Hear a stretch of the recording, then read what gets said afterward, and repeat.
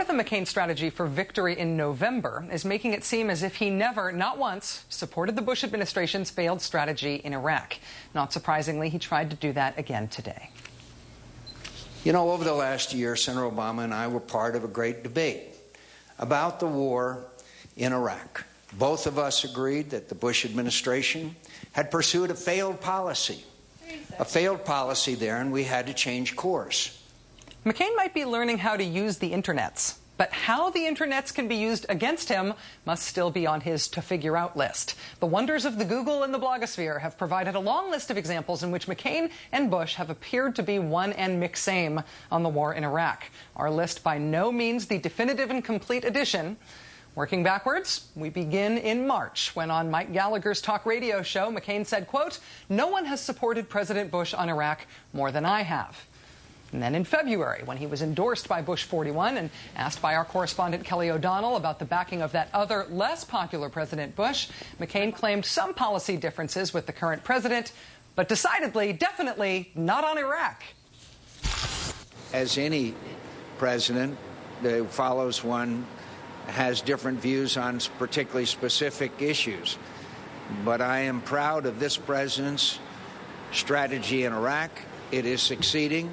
In the summer of 2006, when Iraq was in the midst of a civil war, McCain still had every confidence in the president. Do you have confidence in the president and his national security team to lead the war at this stage? I do. I have confidence in the president, and I believe that he is well aware of the severity of the situation. Despite all the misjudgments you think have been made? Yes. In June of 2005, when Tim Russert tried to give McCain a chance to distance himself from President Bush and his war in Iraq, McCain wouldn't take that chance. The fact is, you are different than George Bush. The fact is that I'm different, but the fact is that I have agreed with President Bush far more than I have disagreed. And on the transcendent issues, the most important issues of our day, I have been totally in agreement and support of President Bush. My support for President Bush has been active and very impassioned on issues that are important to the American people. And I'm particularly talking about the war on terror, the war in Iraq, national security, national defense, support of men and women in the military, physical discipline, a number of other issues. So I strongly disagree with any assertion that I've been more at odds with the President of the United States than I have been in agreement with.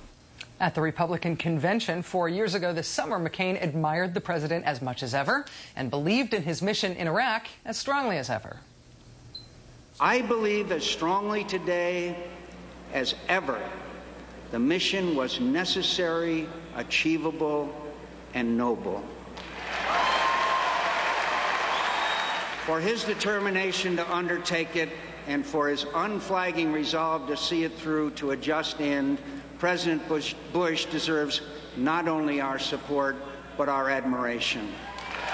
And last, but certainly not least, in the conflict's early weeks, the same man who now cannot tell the difference between Sunni and Shia believed they had a peaceful history of coexistence that would continue.